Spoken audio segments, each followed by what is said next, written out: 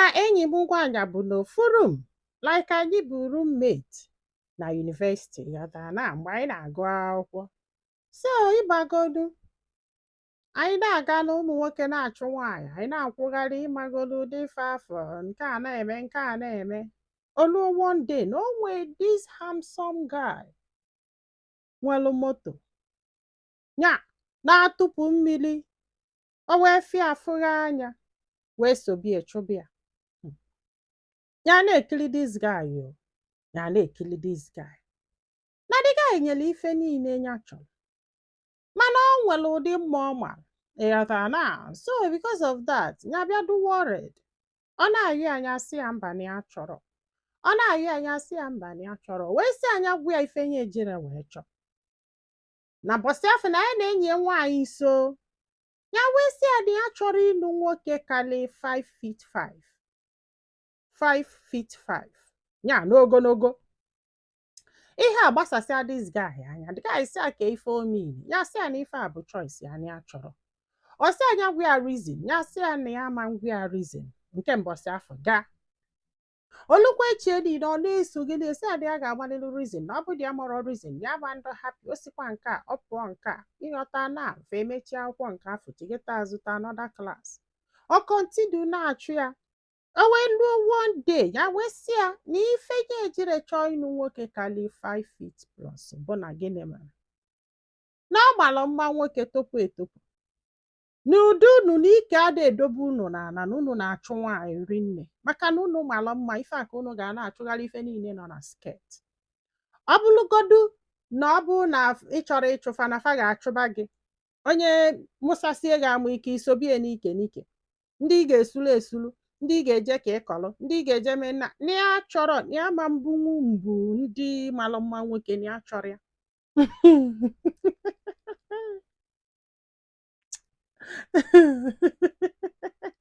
Onye ọbụla wee choice ahụ. Ịma na agwa bụ unu na ụmụ nwaanyị nwere ife a na-akpọ checklist. Ọ bụrụ na ị chọọ idu di nwee checklist, ị na-echeki until ị nweta ife ịchọ. Ọ sị bụ ife a gbasasịa this guy anya. The guy sị so maka na ya malụ mma nwoke ka o jere wee chọọ, ya sị yes. O wee bido wee na-arịọ ya sị na o nwefe megide ka aka ikpa, na o nwefe megide ka achụ nwaanyị, ya ga-alụ ọvịa wholeheartedly, ya ga-eme nna ya ga-eme ibi, ọ na-arịọ anya ajụ.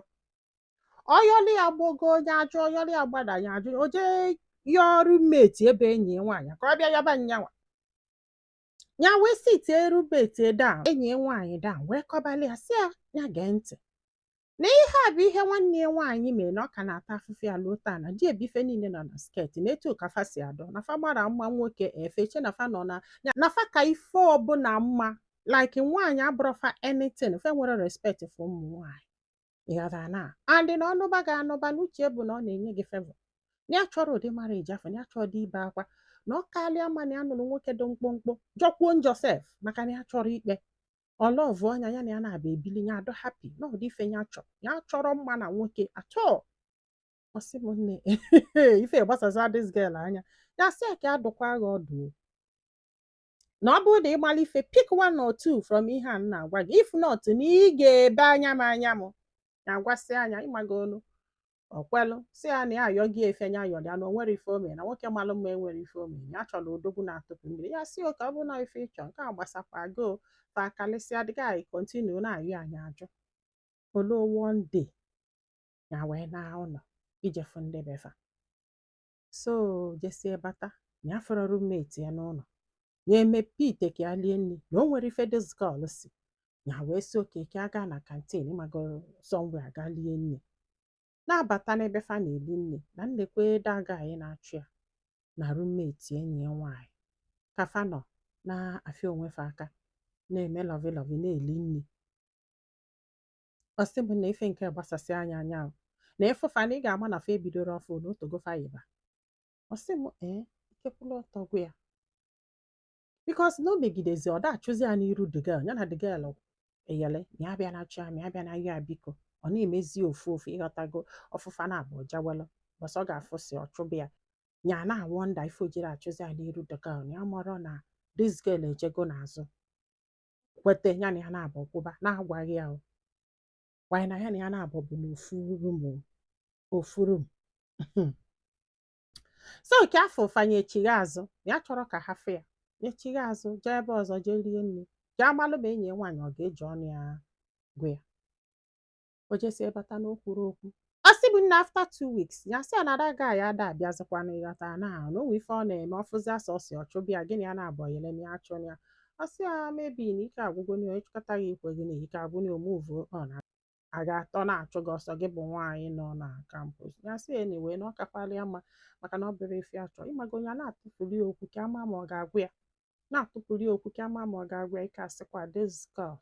ya gbakwa nkịtị o ebe ọ gwara ya ya jụrụ ya fa wee gụgide akwụkwọ gụsịa na ife nụzikwa bụ na the guy anụba the girl na this girl emere invite ka abịa na wedding ya ya gba nkịtị ka apịa ya enweta enyi nwoke ya like eto kelile 5 feet plus this guy wee bịa wee ebe egi ya na ada bụ wee biri fada bụ wee gbagokwe Lagos ebe this girl na di gbagolo na ya gbọrọ ka ife asị wee ma ọ bụkwa diseneri ya ka fancha niile bi ya ya wee gbakwa nkịtị olo one day fa na-amụfụ kenesie bidokwe ụtọ n'isi ọta na ebe fa kwụsị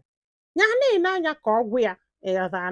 na ọkwanada agaghị mesi n'obịa nke nwa ya sị ya na onwe ka ọdụ na gịnị ya na-abụ bi na one room gosi akwụkwọ ị ga-anụ dị n'ịkpọrọ ya na onwe ka ọdụ na ya ma ege invite mana ị bịara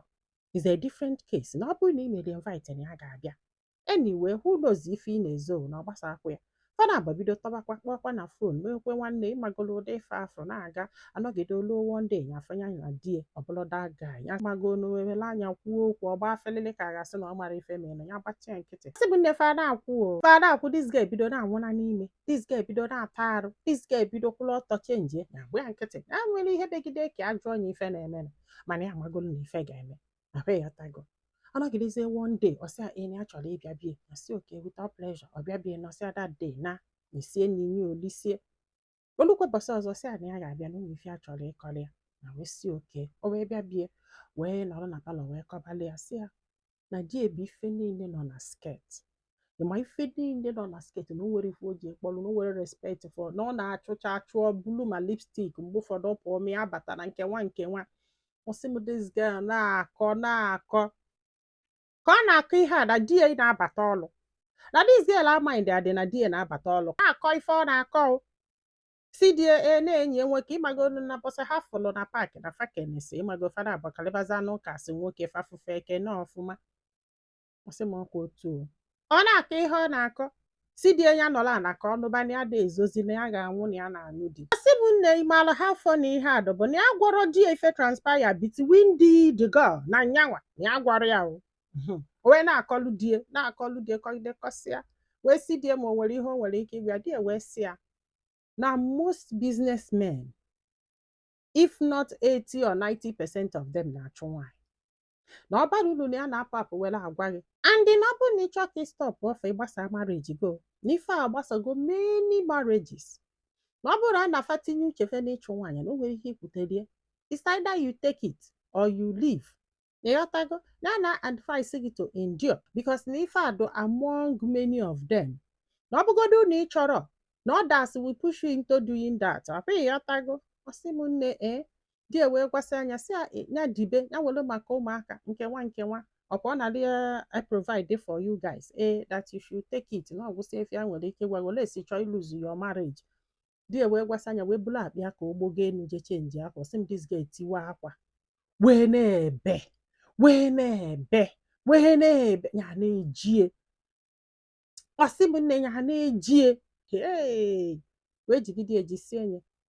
wee na-akpọsị afọ bikos na enwere ọnụ ga eji gwa okwu nọọsụ akwa kafa nọ na-ebe o wee na-asị ọsị bụ na after 3 weeks ocheyeta azụ si biko na onwe ife a chọrọ ịya na ọka ọya ọ dị ka ọma ma ọ ga-agwa di ya okwu na ya mọrọ ife ọzọ ya ga-emezi n'ike agwụgị na ha na ya na-abụ na afọ na-ekene na ọ bụrụ na ọ ga-agwara ya di ya okwu ọsị m nne na bifo ọ bịa gwa ya ihe a na ya gbagokwuolu die n'elu maka na die nọzi ka a na-ebe akwa ọ gbalatazi maka ọgbara ife ya na ụmụ nwaanyị ga-eme wee kọbalụ die ife transpire between die na nyanwa wee gwa die na ya gwara ya agwa si ya na ụmụ nwoke dị otu bụ sọ nwaanyị kafa na-achụ na sọ nwaanyị kafa na-achụ na o nwere iyi dis guy ya ṅụrọli ya menenumenana na ya ma nchụ nwaanyị na ya ma mme nna na ya ma mme ibie ịghọtara na o nwere ụdị ihe ọ ṅụrọ ya si die that na ọnya nwakala ịnọ na shoe this girl na ma ọ bụrụ na ya jụrụ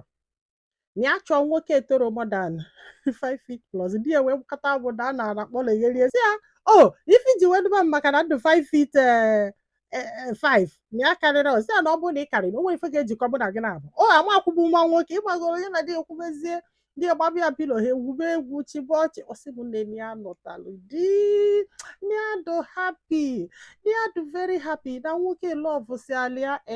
ya malụ mma nwaanyị mana ejere welu maka na ya malụ mma chọba ụmụ nwoke kwụpụrụ akwụkwọ malụ mma melụ nna ameli ibie ọsị m nne chai ya nụta di niado happy ya nụtala enyi ya nwoke ya nụta friend ya nụta everything na ha bụ envy of many families niado happy ụdị decision ya tekere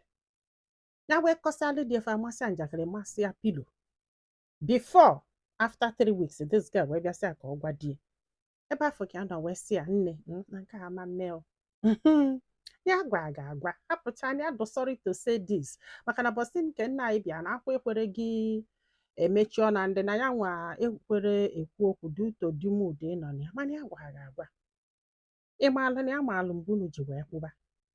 ịmaalụ bọsị ya travel jefu mami ya na arụ adọrọ mami ya wee chigete ya fụrụ unu na-abụ na kantin na-eli nne na-esusu ọnụ ị nwere ka isi wee gwa ya nwoke na-achụ ya chụgalụ gị ije n'azụ jekwere gịnị ya na-abụ na-akwụ ị ma na mgbe afọ gịnị ya na-abụ na-akwụ na ọ ka na-achụ m na mbụla ajọ mmadụ nkwelie ọ gbasasịa gị obi maka na isi n'azụ wee baa kpọtịna ya gbara gị nkịtị maka na ife abụrụ efi achọ na ya gwa gị gwasịa gị sị gị na nwaanyị ọbụla ga-anụ ya ga-ebegide akwa iche na ya na-egwu egwu ọ na-ayọ gị biko na-asa gị isi gịnị na-eme kịta gịnị na-eme ọ na-asị ya biko ya dụsọrị nke nwa o bugodo ụzọ pala anya n'aka sị ya ịnyasị ya yes ya ma mgbe unu bido wee yiba ọ maga na-achụ ya n'azụ ọ sị this girl kwa aka n'isi ọ nọla anọ kwụrụ ọtọ mara ka ife nke dị adọ ya sị ya mana ka ya gwago di nyanwa ije yọọ di gị si anya kwụsị na nke a ama mme ya drọshọ na nke ga-eme mba ya gwa ga-agwa na ọ bụrụ maka na ya gwa ga-agwa ụyọta na mana ya chọrọ o wee naba ọ sị m ọ nalụ na-akpọ ya na foonu na-ahụ ya oyọrị abụgo oyọrị abụdo maka ọ sị na die ka di nyanwa wee jide ego and na die so na ndị a na-anụrụ okwu ịghọtara na so wee na-ahụ ya ọ sị m nne n'ife a ji wee sị mba bụ nọmba 1 na dị gaghị chụrụ ya anya ajụ nọmba 2 na ọ bụrụ na di ejegwu okwu na dị gaghị nwere ike iche na ọnya maka na instigate nwunye hapụ ya bikos na ya jụrụ ya apịghọta na dị ụtọ na ya jụrụ ya na enwere ike ịnụ enyi ya nwaanyị maybe na ya dị jealous of them or something ya chọrọ ụdị akụkọ afọ mmadụ ịkọmpere di ewiti onye nyafọ gwa gị ife ọ bụ kasino ịjụ pụtaza kịta abịa ya bịa ọsị m this girl na-ayọ ya na-ayọsi eke ya ajụọ na ya ka gwọrọ die andị na ọ bụrụ na ọyọ die n'azụ na die ga-agwụ ya bifo wee jebe andị na ọyọ die n'azụ na ya ga-agwakwa die mba na ọma nje andị na agwa die nye jene na ọma nje ọ bụrụ gị ị ga-ekwe ka di gị jee yọọ die ụfọdụ ndị frens fanasị a na o nwere ife ome ya gwa n'ihe okwu na ọ ma na di ya na-ekwute okwu na ọ ma na ndị mmadụ na-erespekt dị osikwa nke ọ pụọ nke mana ya chọrọ ya bụrụ ajọ mmadụ ka ya bụrụ ejikwa m ọ bụrụ m ga-este ekwe ewe mmekwudo anything pịrịrị m mana benifunu lo na comment section ndị be anyị daalụnụ ka ọ dị n'ụbọchị ọzọ